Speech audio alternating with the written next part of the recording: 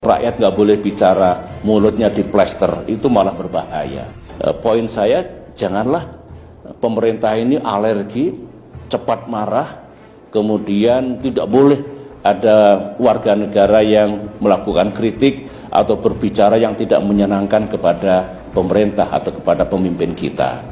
Sekaligus dalam hal ini kepada Pak Luhut Panjaitan, sahabat saya juga, mungkin harus mengurangi pemerintah ini mengeluarkan statement yang nadanya ancaman, ya. Tidak baiklah.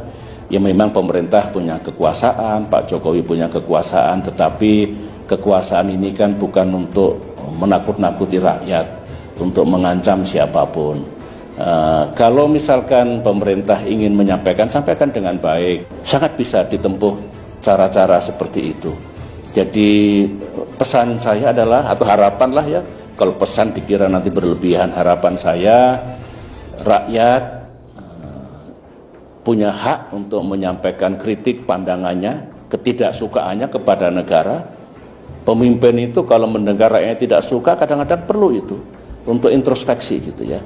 Jadi sekali lagi harapan saya, kalau saudara-saudara saya rakyat Indonesia yang menyampaikan kritik, ya kritik yang proporsional. Kalau statement yang seperti pemerintah berbohong tentu harus disertai bukti. Tapi silakan gunakan untuk kepentingan bangsa kita. Nah, harapan saya untuk pemerintah ya tidak perlu arogans, ya tidak perlu saya punya kekuasaan, awas saya lakukan sesuatu nanti. Begitu harusnya.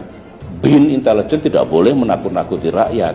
Polisi itu malah mengayomi rakyat dan tentu memberantas kejahatan. Jadi bikinlah hubungan yang baik negara dengan rakyat. Itu fundamental.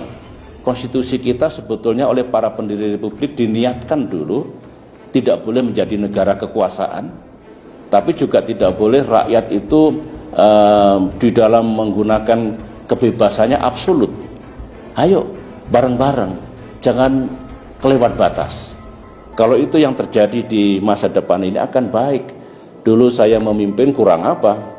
Dikritik, dihajar, dihujat, tapi pemerintahan saya tidak jatuh, ekonomi tetap 6%, demokrasi hidup, saya selesai alhamdulillah tepat pada waktunya.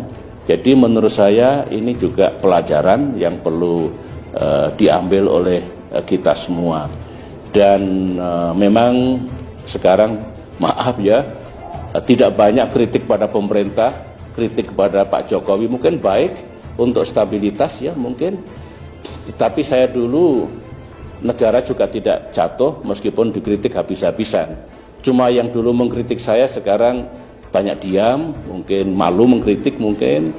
Tapi tidak apa-apa kok, asalkan ada takarannya. Ada takarannya, tidak kelewat batas dan jangan fitnah. Tidak boleh menfitnah presiden. Tidak boleh.